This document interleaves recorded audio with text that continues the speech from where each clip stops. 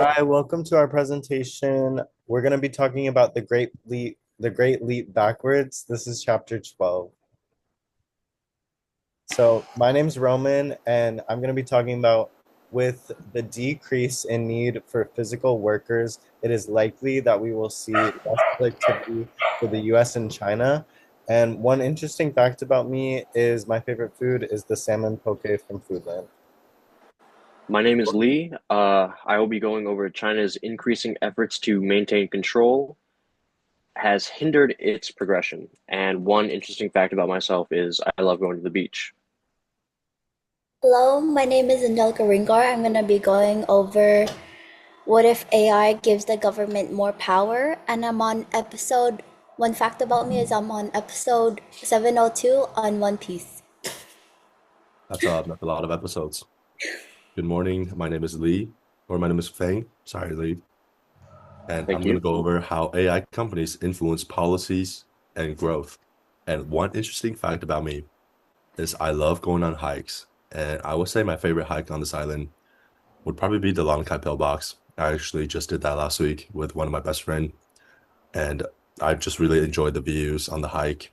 And like it's not too intense, so I strongly recommend if you're into hiking to do the Long Kaipel box. That's a good hike. I second that recommendation. Amen, brother. All right, so I'm going to be going into will the rapid productivity of the US and China last even with the rise of AI? So, while China and the US have had extremely rapid growth and success in the global economy the past few years, how sustainable is that growth? And will we continue to see rapid productivity? In the book, we see that China was able to lift millions of people out of poverty and is a leader in tech growth and is close to surpassing the US economy. However, in recent years, we have seen that both the US and China have faced a decline in productivity. We also see that the majority of the wealth in China is concentrated in major coastal tech hubs like Beijing, Shanghai, and Shenzhen.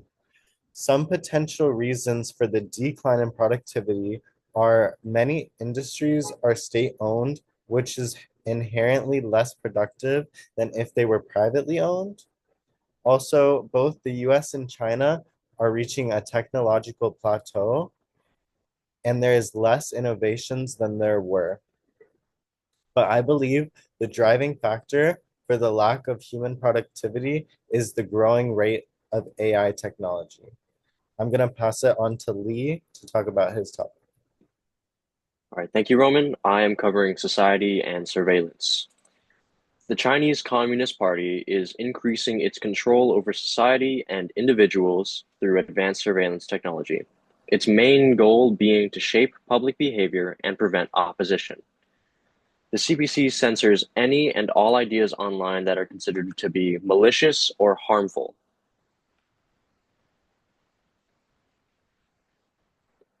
Popular website domains and search engines are blocked by the Great Firewall of China, leaving only local sites, ultimately limiting external information and influence in Chinese society. The CPC also works on monitoring, flagging, and removing any potentially dangerous online activity to prevent social mobilization. It accomplishes this through the use of AI, facial recognition, and integrated tracking systems, such as GPS, RFID, and IoT sensors, to monitor citizens' digital and physical behavior.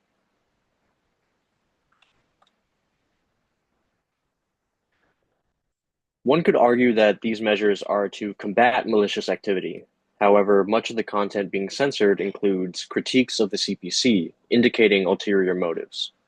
Censorship online when discussing sensitive topics has gotten so severe that codenames have been created to avoid being removed from the sites. This method of influencing individual behavior on a massive scale ultimately leads back to China's goal to prevent dissent from forming online, allowing the CPC to shape its citizens into a more compliant society. Additionally, the government's efforts to introduce a social credit system further extends this control over its citizens to enforce compliance through a reward punishment system. For example, those with a poor social credit score can be denied access to credit, jobs and promotions, and limitations on travel both domestically and internationally. In summary, China's main goal by implementing AI surveillance has not only been used to maintain public safety, but also to force its citizens into compliance and prevent any dissent from forming both on and offline. I'm going to hand it off to Angelica now to cover more about AI. Okay, thank you, Lee. So what if AI doesn't actually spread power to everyone, but instead makes governments more powerful? That's basically what AI autocracy is about. It means AI helps governments stay in control, and at the same time, governments help AI get better. To keep it simple, we're going to go over how AI autocracy works and why some countries might be better at it and why it might not actually last. So, number one, how it works. Governments like the Chinese Communist Party really care about staying in power. AI helps with that. So, imagine there's protests, the government uses cameras and AI to track people. It becomes way easier to stop problems early. Basically, AI makes controlling people easier and cheaper. But here's the important part. When governments spend money on this stuff, companies start building a better AI. So it turns into a loop. The government wants control, so companies build better AI, then the government gets even more control. In other words, AI autocracy. Number two, why some countries benefit. So, why are some countries better at this? It mostly comes down to data. AI needs a lot of data, and some governments, like China, has a ton of it. They collect more data because they don't have a strict policy like some other countries, so they get two big advantages. More data to train AI, and the government keeps buying AI tech, so companies keep improving it. So yeah, they can get really good at things like surveillance, but just because you're good at that doesn't mean you're good at everything else in AI. For example, it doesn't automatically make you better at medicine or self-driving cars or even advanced systems like large language models. Number three, why it might not last. Now here's where it gets kind of interesting. This might not work forever. First, having too much data can be a problem. People say data is the new oil, but sometimes having too much of something pushes you in the wrong direction. Like back when we had electric cars, but because oil was everywhere, we stuck with gas cars for like 100 years. Same idea with too much data might push AI in one direction that's not actually the best.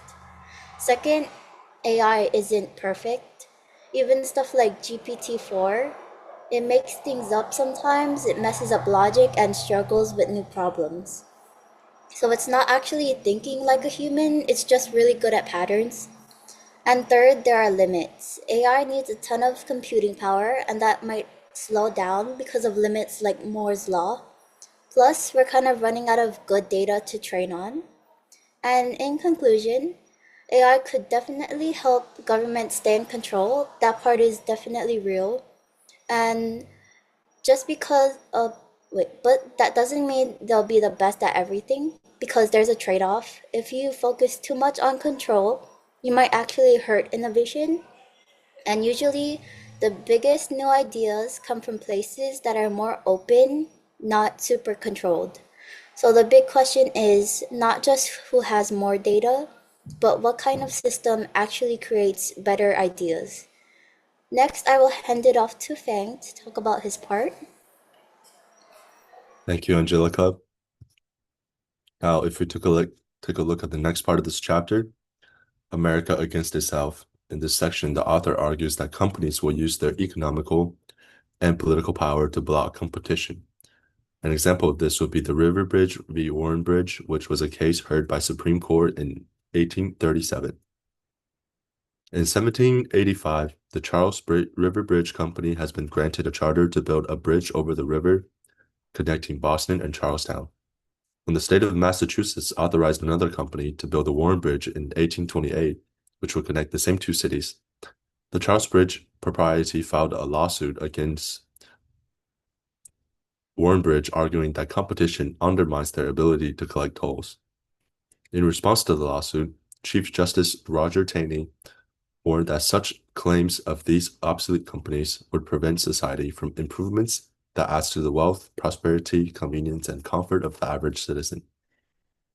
We can see evidence of this in recent years. Industry concentration has significantly increased. A majority of US industries are becoming dominated by a small number of firms. This has also been accompanied by a decline in startups, which play a crucial role in introducing new ideas and technologies into the market. As barrier to entry grow, fewer firms are able to challenge established companies. For example, if I want to start an e-commerce company, it will be very hard for me to compete with Amazon and TikTok Shop. This limits the process of creative destruction that drives long-term economic growth. And as we learned in microeconomics, this is somewhat of a normal occurrence due to the economy of scale. But the author argues that another major factor behind this trend is the growing political influence of large corporations. With their financial resources, these firms are able to engage in lobbying and campaign financing to shape regulation in ways that reinforce their market position. This has led to what many describe as a vicious cycle, where economic power translates into political power, which is then used to further entrench economic dominance.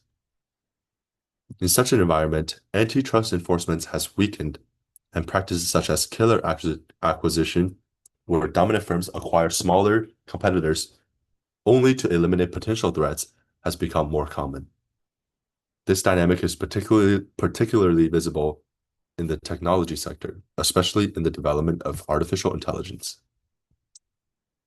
Although AI originated as an open and academic field, it has become increasingly concentrated in the hands of a few large corporations that controls the majority of the resources, talent, and infrastructure. At the same time, concerns of national security and existential risks are used to justify stricter regulations, which may unintentionally or strategically limit the ability of smaller firms and open source initiatives to compete. Furthermore, the current focus in AI development is on automating existing tasks rather than developing entirely new forms of innovation. While this can improve efficiency, particularly on large firms, it does not necessarily lead to the kind of transformative breakthroughs that has historically driven significant increase in production and living standards. Without sufficient competition and industrial or institutional support or experimentation, technological progress risks becoming incremental rather than revolutionary. In this sense, the concern raised by Taney remain highly relevant today. When powerful incumbents are able to suppress competition, the broader benefit of innovation may be delayed or diminished, ultimately limiting society's ability to fully realize the potential of new technologies. And before we end this discussion or this presentation, I have some questions I want to discuss with my fellow classmates or fellow group members. How do you guys feel like AI has helped you in your day-to-day living, or are you guys more concerned that AI is gonna, screw us in the future?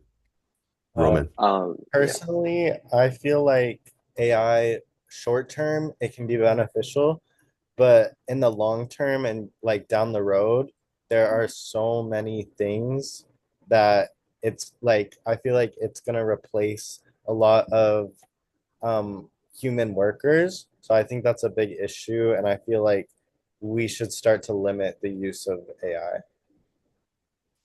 I have to agree with Roman on that. There are maybe a handful of cases where AI can be useful, for example, in the medical field. However, the dangers that AI poses to, as he mentioned, many jobs is just too much of a risk. And not to mention the allocation of fresh water that otherwise would not be used would be kept in communities, causing a water shortage, well, contributing to the rising water shortage. It is just too much of a risk to keep investing. I love that. That's a great answer. What about you, Angelica?